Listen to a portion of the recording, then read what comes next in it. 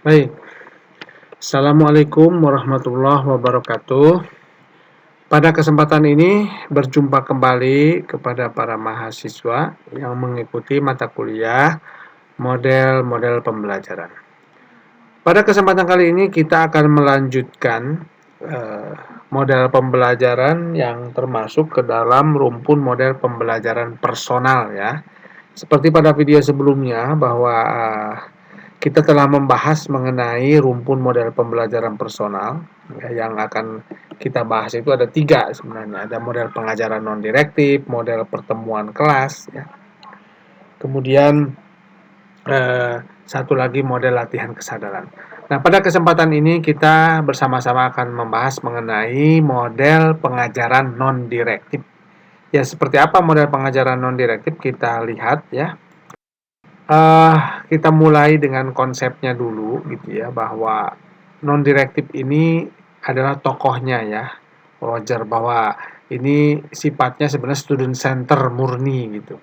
Mengajar itu harus bertumpu dan berpusat kepada siswa gitu. Perlu diketahui bahwa model pengajaran non-direktif ini disebut juga sebagai model pengajaran tanpa tujuan. Nah, selama ini kan setiap kegiatan pembelajaran itu pasti basisnya itu ke tujuan pembelajaran gitu ya. Tapi pengajaran non direktif ternyata ini tidak memiliki tujuan gitu. Karena memang pengajaran itu fokusnya pada apa yang memang betul-betul diinginkan oleh siswa gitu.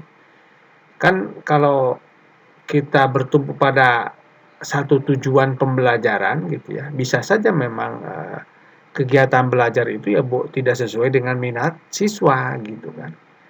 Maka dalam pengajaran non direktif pembelajaran itu tidak bisa seperti itu gitu. Ditetapkan tujuannya terlebih dahulu, tidak bisa begitu. Tujuan itu nanti akan muncul setelah siswa mengemukakan apa yang memang betul-betul diinginkan dalam kegiatan pembelajaran itu gitu ya. Sehingga memang ini disebut tadi berpusat kepada siswa gitu. Betul-betul memang inilah yang disebut sebagai student center itu gitu. Nah, kemudian pembelajaran ini memberikan perhatian dalam hal pembentukan kemampuan untuk perkembangan pribadi ya ini. Dalam arti kesadaran diri, nah, pemahaman diri dan kemandirian. Termasuk juga sebenarnya adalah pengembangan minat begitu ya kira-kira. Nah, ini fokusnya itu ke perkembangan pribadi. Dalam arti kesadaran diri, pemahaman diri serta kemandirian. Kemudian berikutnya tujuannya untuk apa sebenarnya? Untuk pengembangan diri gitu. Nah, karena memang pengembangan diri ini pun menjadi salah satu poin penting dalam rumpun model pembelajaran personal gitu. Bagaimana bisa memahami diri sendiri, bagaimana mengetahui kelemahan, kelebihan ya. Sehingga ya siswa bisa mengetahui potensi-potensi yang dimilikinya. Dengan mengetahui potensi yang dimilikinya inilah maka siswa akan mampu mengembangkan diri gitu. Kemudian berikutnya adalah menggali kompetensi dan minat. Ini sebenarnya ya. Jadi minat-minat siswa dalam belajar itu sebenarnya berbeda-beda. Apa yang mereka inginkan, bagaimana caranya itu pun berbeda-beda gitu. Minatnya gitu. Sehingga tadi bahwa pembelajaran itu memang tidak seharusnya menetapkan tujuan pembelajaran terlebih dahulu gitu. Kalau misalnya tujuan pembelajaran itu ditetapkan terlebih dahulu, ya bisa saja memang apa yang tertulis dalam tujuan pembelajaran itu ya tidak sesuai dengan minat siswa gitu. Maka tadi bahwa dalam pengajaran non direktif ini ya disebut juga sebagai pengajaran tanpa tujuan. Karena fungsi utamanya itu adalah menggali kompetensi dan menggali minat apa yang memang betul-betul diinginkan dalam kegiatan pembelajaran gitu.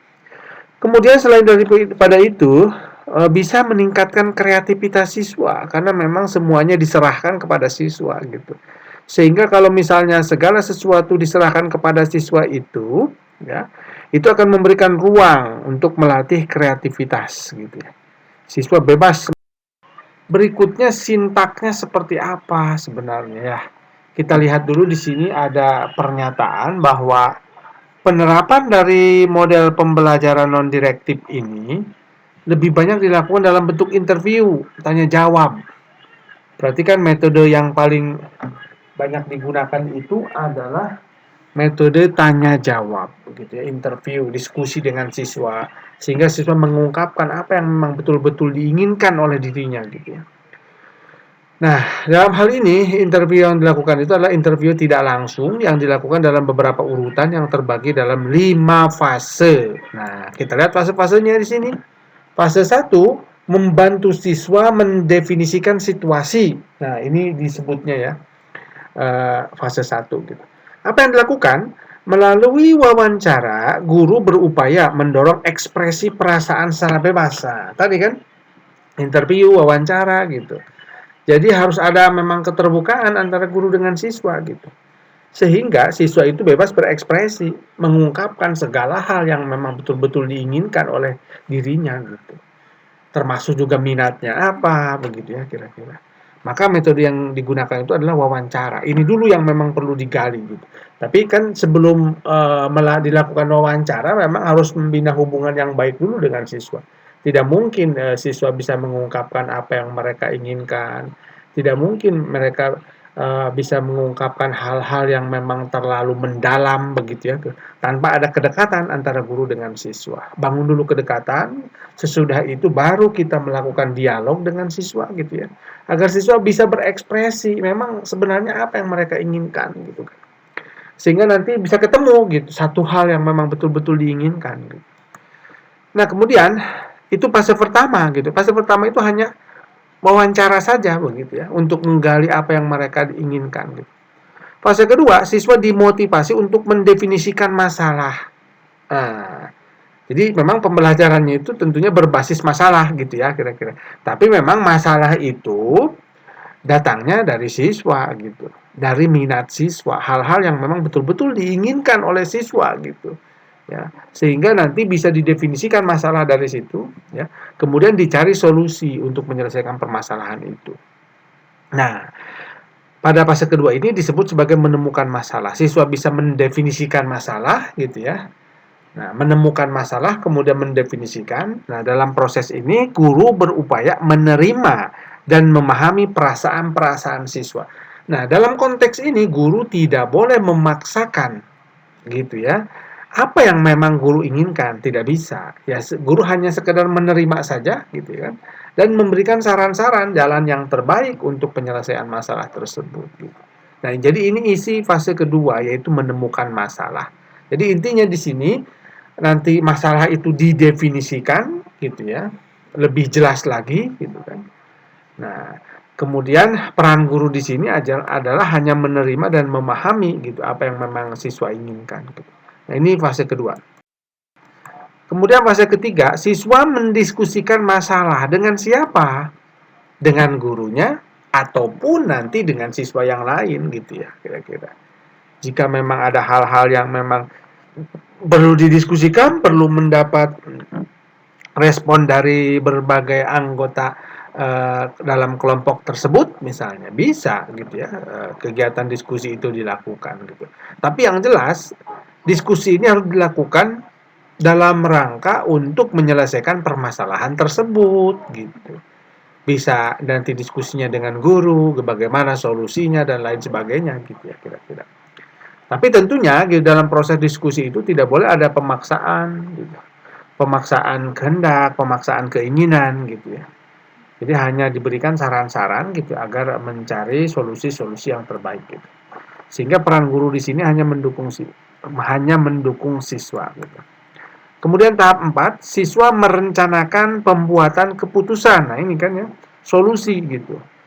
Yang merencanakan solusi itu adalah harus siswa. Nah, peran guru itu hanya mengklarifikasi saja gitu. Kemungkinan-kemungkinan ya keputusannya begitu ya, seperti apa kira-kira. Hanya memberikan gambaran saja gitu. Semuanya memang direncanakan ya oleh siswa gitu, dalam menyelesaikan permasalahan tadi tentunya gitu. Kemudian tahap 5, siswa mendapat gambaran lanjutan, mengembangkan kegiatan positif, guru bersifat mendorong. Nah, di sini kan sebenarnya seolah-olah hanya sampai pada rencana saja gitu ya. Karena memang tidak ada tuntutan bagi siswa untuk menyelesaikan masalah tersebut lebih lanjut gitu. Kalaupun mereka mau menyelesaikan ya silakan gitu. Kalaupun memang tidak diselesaikan ya tidak masalah begitu ya kira-kira. Nah, ini yang disebut sebagai pengajaran non direktif ini gitu. Misalkan ketika siswa sudah membuat keputusan itu mau diselesaikan permasalahan itu dengan langkah-langkah yang memang sudah direncanakan pada tahap 4 ya silakan gitu. Diberikan kesempatan kepada siswa. Tidak ada juga penilaian di sini. Ini yang paling penting. Tidak harus membuat laporan siswa, tidak mesti begitu ya. Seperti halnya pada kegiatan pembelajaran dengan menggunakan model-model yang lain gitu. Hampir tidak ada penilaian gitu. Jadi intinya bahwa siswa mengungkapkan masalah, siswa mendefinisikan masalah, kemudian masalah itu didiskusikan baik dengan siswa atau guru gitu ya. Kemudian dibuat rencana untuk menyelesaikan masalah ya. Sudah selesai begitu ya kira-kira. Kalaupun ada tahap kelima, nanti siswa hanya mendapat gambaran saja bagaimana cara mengembangkannya gitu kan, mengembangkan lebih lanjut dari rencana yang sudah disusun itu gitu. Guru hanya bersifat mendorong. Jadi ini sebenarnya ujungnya itu seperti ini gitu ya. Seolah-olah memang tidak ada tidak ada makna dari kegiatan ini. Tapi ini sebenarnya pentingnya ini adalah bagaimana siswa bisa diberikan ruang untuk lebih kreatif, ya diberikan ruang untuk mengembangkan minat gitu. Nah ini ya hanya sampai pada tahap kelima saja. Kemudian berikutnya sistem sosialnya seperti apa gitu ya. Sudah jelas ini student center ini berpusat pada siswa gitu ya. Jadi inilah yang disebut sebenarnya model pembelajaran yang betul-betul student center gitu. Kalaupun misalkan inquiry ataupun grup investigasi disebut student center, sebenarnya di situ masih ada peran guru gitu. Mungkin lebih banyak gitu ya kira-kira. Tapi di sini peran guru itu hanya sedikit gitu. Guru hanya berperan sebagai fasilitator, reflektor gitu. Hanya membantu siswa menggali ide atau gagasan gitu. Guru tidak perlu membuat lembar kerja gitu ya. Seperti hanya pada model-model yang lain gitu. Guru juga tidak perlu mengarahkan siswa untuk mencapai tujuan pembelajaran gitu kan. Nah, jadi semuanya memang diserahkan dalam penyelesaian masalah itu. Ya terserah siswa bebas mau menyelesaikan permasalahan dengan cara apapun ya dipersilahkan gitu. Ini student center sudah jelas sistem sosialnya. Peran guru hanya sebagai fasilitator, reflektor, membantu siswa menggali ide atau gagasan. Kemudian berikutnya peran siswanya bertanggung jawab seutuhnya untuk menginisiasi, ya, memulai dari memang bagaimana solusi dari permasalahan yang mereka hadapi gitu ya. Serta mempertahankan proses interaksi. Interaksi itu memang perlu gitu ya, antar guru, antar siswa gitu. Nah, ini peran siswa yang perlu dilakukan. Jadi artinya permasalahan itu memang tidak bisa diselesaikan secara sendiri, tapi harus mendapat masukan-masukan dari yang lain. Tapi dalam konteks ini masukan-masukan itu tidak berarti memaksa begitu ya. Semuanya memang diserahkan kepada siswa gitu. Nah, ini sistem sosial ya.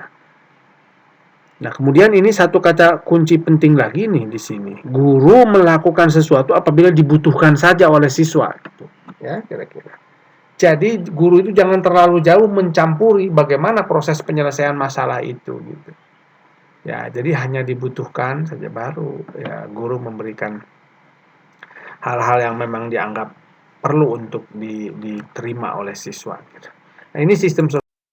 Kemudian berikutnya adalah prinsip reaksi. Nah, hal-hal yang harus dilakukan guru nah ini dalam menggunakan model pengajaran non direktif ini.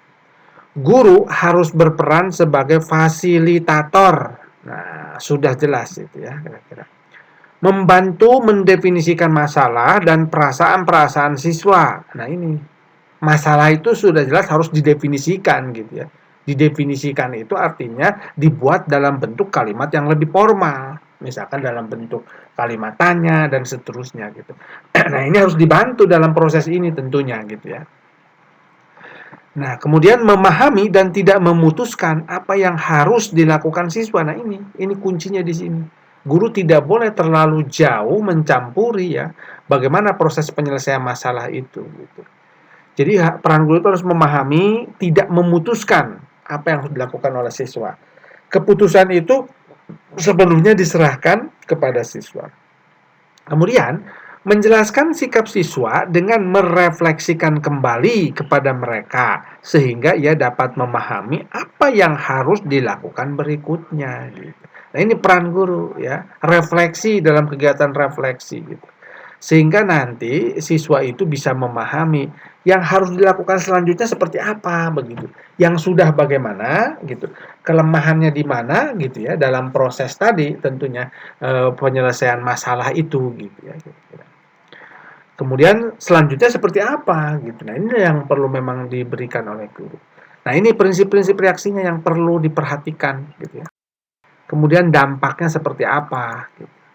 Nah, dampak instruksional itu adalah pada pengembangan diri sebenarnya ini ya, kira-kira. Pengembangan diri termasuk minat tadi gitu ya. Termasuk minat salah satunya gitu.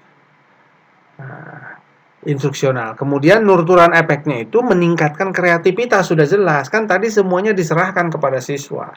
Sehingga memang pada kondisi seperti ini ya, siswa diberikan ruang yang lebih banyak ya untuk mengembangkan kreativitasnya, kreatif dalam memecahkan permasalahan gitu. Kemudian juga keterampilan interpersonal gitu ya. Keterampilan memahami orang lain misalnya, keterampilan berhubungan dengan orang lain. Nah, ini kan nanti dalam fase tadi yang sudah dijelaskan itu harus ada proses diskusi gitu. Antara guru dengan siswa, antara siswa dengan siswa gitu ya. Dalam rangka untuk menyelesaikan permasalahan gitu. Dan juga jangan lupa keterampilan pemecahan masalah karena ini memang basisnya adalah pembelajaran berbasis masalah gitu ya kira-kira. Nah, ini dampaknya dan ini yang disebut sebagai model pembelajaran non